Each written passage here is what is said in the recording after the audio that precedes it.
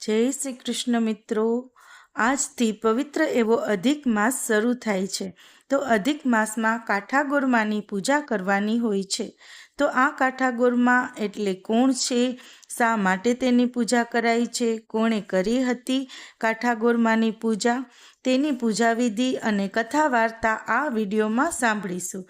જો આપને વિડીયો પસંદ આવે તો લાઈક, શેર, કોમેન્ટ કરી ચેનલ પર નવા છો તો ચેનલ સબસ્ક્રાઈબ કરી બાજુમાં બેલ આઇકન પ્રેસ કરી લેજો। ધન્યવાદ મિત્રો। અધિક માસ એટલે સુખ, સમૃદ્ધિ અને પુણ્યમાં વૃદ્ધિ કરનારો મહિનો। આ મહિનામાં ભગવાન વિષ્ણુ અને ભગવાન શ્રી કૃષ્ણની આરાધના કરાય છે। ગ્રંથોમાં કહ્યું છે કે પુરુષોત્તમ માસમાં જે કંઈ પણ કાર્ય કરો, જેવા કે દાન, પુણ્ય, ભક્તિ, આરાધના, પૂજન કે પછી કોઈ પણ વસ્તુની ખરીદી કરો, એ બધું જ ભગવાન વિષ્ણુને સમર્પિત કરો, જેનાથી તમારા વૈભવમાં વૃદ્ધિ થશે, ઘરમાં સુખ સમૃદ્ધિ વધશે। ભગવાન પુરુષોત્તમે કહ્યું છે કે જે મનુષ્ય વિધિ અનુસાર આદરથી પુરુષોત્તમ માસનું સેવન કરે છે, પૂજા, વ્રત, ઉપાસના કરે છે, તે પોતાના ફળનો ઉદ્ધાર કરી અવશ્ય મને જ પ્રાપ્ત કરે છે। એ મનુષ્ય મારી પાસે આવ્યા પછી જન્મ મરણના ભયથી વ્યાપેલ અને આધિ, વ્યાધિ, ઘડપણથી ઘેરાયેલા સંસારને ફરી કદી પામતો નથી। જે ભાગ્યશાળી સ્ત્રીઓ પુત્ર સુખ અને સૌભાગ્ય માટે પુરુષોત્તમ માસનું સ્નાન, દાન અને પૂજન કરશે, તેઓને હું પોતે સૌભાગ્ય, સંપત્તિ, સુખ તથા પુત્ર આપનાર થઈશ। આ રીતે અધિક માસ એટલે ભગવાન પુરુષોત્તમની આરાધનાનો મહિનો। સાથે આ અધિક માસમાં કાઠાગોરની પણ પૂજા કરાય છે। અધિક માસમાં નદી કિનારે, પવિત્ર જળાશયમાં કે ગંગા કિનારે કાઠિયાવાડની બહેનો પૂરી શ્રદ્ધાથી કાઠાગોરની પૂજા કરે છે। આ પૂજામાં કાઠાગોરની સ્થાપના કરાય છે, ગોરમાની મૂર્તિ બનાવાય છે। એ માટે પવિત્ર નદી કે જળાશયથી માટી લાવી તે માટીના ગોરમાં બનાવે છે। પાટલા કે બાજોઠ ઉપર રેતીની 5 ઢગલીઓ કરી તેની પૂજા કરે છે। 5 ઢગલીમાં 4 દિશામાં 4 સ્વરૂપે ભગવાન બિરાજે છે। વચ્ચે યુગલ સ્વરૂપે શ્રી રાધા પુરુષોત્તમ ભગવાન બિરાજે છે, જેમાં પૂર્વ દિશામાં ભગવાન શ્રી કૃષ્ણ, દક્ષિણ દિશામાં ભગવાન અનિરુદ્ધ, પશ્ચિમ દિશામાં ભગવાન શ્રી પ્રદ્યુમ્ન અને ઉત્તર દિશા તરફ ભગવાન શ્રી બાલભદ્ર બિરાજે છે। તેની વચ્ચે શ્રી યુગલ સ્વરૂપે રાધા પુરુષોત્તમ બિરાજે છે। આ રીતે 5 ઢગલી કરી ભગવાનના 5 સ્વરૂપની પૂરી શ્રદ્ધાથી બહેનો તેની પૂજા કરે છે। પૂજામાં અબીલ, ગુલાલ, કંકુ, કેસર, ચંદન, પુષ્પ, પંચામૃત, ધૂપ, દીપ કરી આરતી ઉતારે છે।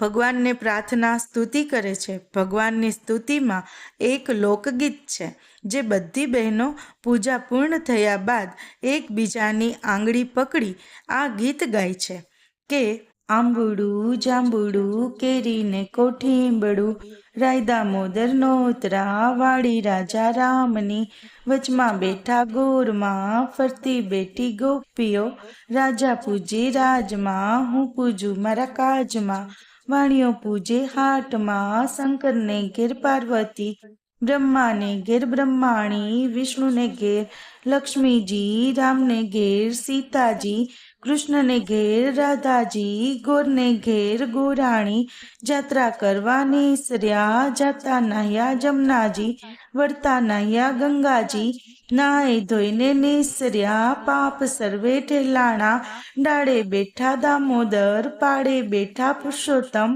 કાંઠે બેઠા કાઠાગોર, ત્રાજવે બેઠા ત્રિકમરાય, વાડીએ બેઠા વાસુદેવ, સુદામાની ઝૂંપડી, ખાવા આપો સુખડી, ભવની ભાંગો ભૂખડી, સુખડા લ્યો શ્રીરામના, અને ભગવાનના દુખણા લે છે। આ રીતે પૂરી શ્રદ્ધાથી કાઠાગોરમાની પૂજા કરે છે। આ પૂજા, આ વ્રત ભગવાન શ્રી કૃષ્ણના વિરહમાં ગોપીઓએ કર્યું હતું। જ્યારે અક્રૂરજી ભગવાન શ્રી કૃષ્ણને તેડીને મથુરા લઈ ગયા, ભગવાન શ્રી કૃષ્ણનો વિરહ ગોપીઓથી સહન ન થયો. એ માટે ભગવાન શ્રી કૃષ્ણને મેળવવા ગોપીઓએ યમુના સ્નાન કરી આ વ્રત કર્યું હતું. આ પરંપરા આજે પણ ગુજરાતની કાઠિયાવાડની બહેનોએ જાળવી રાખી છે. ગોરમાની મૂર્તિ બનાવી છે, કાંઠા ગોરમાની સ્થાપના કરે છે અને આખો અધિક માસ તેઓ ગોપી સ્વરૂપ ધારણ કરી લે છે. ભગવાન શ્રી કૃષ્ણની આરાધના કરે છે. ભગવાન શ્રી કૃષ્ણને પ્રાપ્ત કરવા માટે આખો મહિનો એકટાણા કરે છે.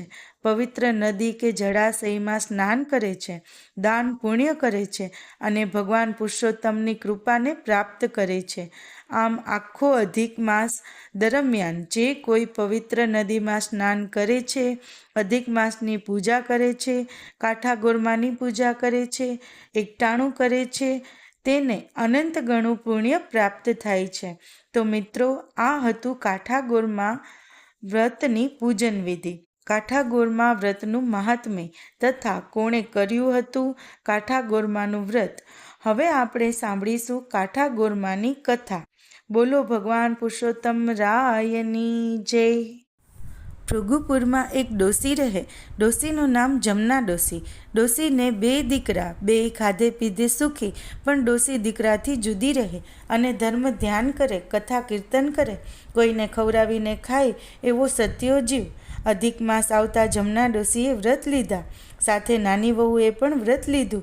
સાસુ વહુ નદીએ નાહવા જઈ કાંઠા ગોરની વાર્તા સાંભળે અને એકટાણા કરે. આ જોઈને મોટી વહુ મોં મચકોડે. પૈસાદાર બાપની દીકરી એટલે લાડમાં ચકી ગયેલી. ધર્મને ધતિંગ કહે, એકટાણાનું અપમાન કરે. ભજનને ભાંડે, વળી રૂપાળી બહુ એટલે જમીનથી વેંત ઊંચી ચાલે. જ્યારે નાની વહુ બિચારી ગરીબ ઘરની, નાનપણથી જ ધર્મના સંસ્કાર મળેલા, સાવ ભોળી, પારકાના દુઃખે દુઃખી થનારી, એને વિચાર આવે કે અધિક માસનું વ્રત જેઠાણીએ કરે તો એનેય ભગવાન ફળે. ભોળી દેરાણી ગઈ જેઠાણી પાસે અને કહેવા લાગી, ભાભી રે ભાભી, વ્રતમાં રૂડું વ્રત અધિક માસનું, તમે ચાલો ને અમારી સાથે. નદી કાંઠે નાશું, વાર્તા સાંભળશું, એકટાણું કરશું અને મંદિરે જઈ કથા સાંભળશું. ભગવાન તો ભાવના ભૂખ્યા છે. આ સાંભળીને જેઠાણી છણકો કરતા બોલી, જા બાઈ જા, તું છે વેવલી ને ડોસી છે નવરી. મારે તો ઘડીની એ નવરાશ નથી. કરમ ફૂટે એ કાંઠાગોર પૂજે. મારે તો લીલા લહેર છે. મારે તો ધણી પેઢીએથી આવે, પુત્ર નિશાળેથી આવે, દીકરી સાસરેથી આવે, વહુ પિયરથી આવે. મારે તો 32 ભોજન ને 33 શાક, કપાળે ટીક્કો ને કાંખમાં કિક્કો, ઝૂલતું પારણું ને ગમર વલોણું, ખદબત્તી ખીચડી ને સુવાવડી દીકરી. તમારે રહો ભૂખ્યા અને બાંધો પુણ્યના પોટલા. જેઠાણીનું આવું અભિમાન જોઈ બિચારી દેરાણી તો ગડગડી જ થઈ ગઈ. ભગવાનનું અપમાન ભક્તથી સે સહન થાય. એ તો ગઈ સાસુ પાસે. ત્યારે સાસુમાં બોલ્યા, કરે ઈ ભરે અને વાવે ઈ લણે, એના કર્યા ઈ ભોગવશે. સાસુ બહુ તો પાછા ધર્મ ધ્યાનમાં લાગી ગયા. આ બાજુ અભિમાની જેઠાણી પર કાંઠાગોર કોપાઈ માન થયા.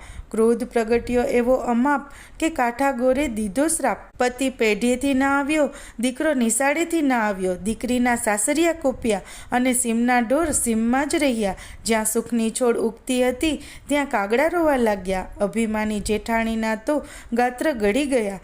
સુખમાં સાંભળે સોનું અને દુઃખમાં સાંભળે દેવ. જેઠાણી તો ગઈ દેરાણી પાસે.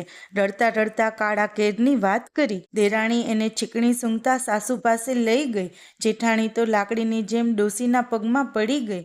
માડી કે માડી, મારે તો ધણી ગયો ને દીકરો ગયો, ઢોર ગયા ને ઢાખર ગયા. સવડા નાખું છું તો અવડા પડે છે, માટે માર્ગ ચીંધો, તમે કહો એ માર્ગે હાલીશ. ત્યારે સાસુ બોલ્યા, વહુ રે વહુ, તે કાંઠાગોરને ગાળો દીધી, એનો આ પ્રતાપ છે. કાંઠાગોર રીજે તો રાજ દે અને ખીજાય તો ખેદાન મેદાન કરે. છૂટવું હોય તો પુરુષોત્તમ માસનું વ્રત કર. કાંઠાગોરને રીઝવ, મનથી માફી માગ. થાય એટલો ધર્મ કરીએ, ન થાય તો હાથ જોડીને બેસી રહીએ, પણ ધર્મનું અપમાન ન કરીએ. ત્યારે જેઠાણી રડતા રડતા બોલી, માડી રે માડી, હું તો આંધળી ને વળી અજ્ઞાન, ન ધર્મ જાણું ન ધ્યાન જાણું. કઈ રીતે કાંઠા ગોરને રીઝવું?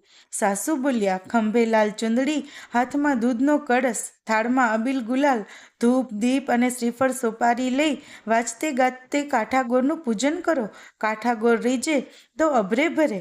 જેઠાણીએ સાસુના કહ્યા પ્રમાણે કરીને કાંઠાગોરને રીઝવ્યા. આંખમાંથી આંસુની ધાર વહેવા લાગી. શ્રદ્ધાથી ધ્યાન ધરી ક્ષમા માગી. પછી ચુંદડી ચડાવીને ખોડો પાથરીને ક્ષમા માગી. હે માં, પુત્ર કપુત્ર થાય, માતા કુમાતા ન થાય, માટે દયા કરો, દયા કરો, 7 ભવમાં આવી ભૂલ નહીં કરું. જેઠાણીના સાચા પસ્તાવાથી કાંઠાગોર રીઝ્યા. પુત્ર અને પતિ કુશળક્ષેમ પાછા ફર્યા. દીકરીના સાસરેથી શુભ સમાચાર આવ્યા. સીમમાંથી ઢોર ઢાંખર પાછા ફર્યા અને સૌ સારાવાના થયા. જેઠાણીએ તત્કાળ આ જીવન અધિક માસનું વ્રત કરવાનો પવિત્ર સંકલ્પ કર્યો. જેઠાણી ધર્મ ધ્યાન તરફ વળી, તેથી દેરાણી અને સાસુમાં પણ રાજીના રેડ થઈ ગયા. હે કાંઠાગોર, તમે જેવા જેઠાણીને ફળ્યા, નાની વહુ અને સાસુને ફળ્યા, એવા વ્રત કરનાર સૌને ફળજો. કાંઠાગોરની કૃપા થકી સુખ સમૃદ્ધિ છલકાય, ઘોર પાપથી મળે મુક્તિ, પરલોકે મોક્ષ થાય. બોલો પુરુષોત્તમ રાયની જય. તો મિત્રો, આ હતું કાંઠાગોર માની પૂજા વિધિ. કોણે કર્યું હતું કાંઠાગોર માનું વ્રત અને કાંઠાગોર માની સુંદર કથા વાર્તા તમે પૂરી શ્રદ્ધાથી સાંભળી, જે સાંભળવી તમને જરૂર ગમી હશે.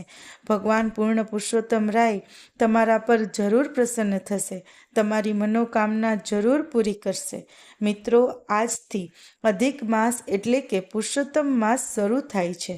આ મહિનામાં વ્રત, જપ, તપ, ઉપવાસ અને પ્રભુ ભક્તિ કરવાથી સમૃદ્ધિ અને પુણ્યમાં વૃદ્ધિ થાય છે. આથી દરેકે આખો અધિક માસ જો એકટાણું ન થઈ શકે, પૂજાપાઠ ન થઈ શકે, તો અધિક માસની કથા વાર્તા અધ્યાય જરૂર સાંભળવા. જે સાંભળવા માત્રથી જ અધિક માસ કર્યા જેટલું જ પુણ્ય પણ પ્રાપ્ત થશે.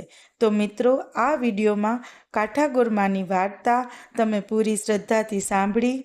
જે સાંભળવી તમને જરૂર ગમી હશે તો વિડીયોને લાઈક કરી કોમેન્ટમાં જય કાંઠાગોર માં, જય શ્રી હરિ વિષ્ણુ, જય પુરુષોત્તમ રાય જરૂર લખજો. ચેનલ પર નવા છો તો ચેનલ સબસ્ક્રાઈબ કરી બાજુના બેલ આઇકન પ્રેસ કરી દેજો, જેથી આપણા આવનાર દરેક નવા વિડીયોની નોટિફિકેશન તમને મળતી રહે. તો ફરી મળીશું અધિક માસની નવી વાર્તા અને નવા અધ્યાય સાથે. ત્યાં સુધી આપ સૌને મારા જય શ્રી કૃષ્ણ.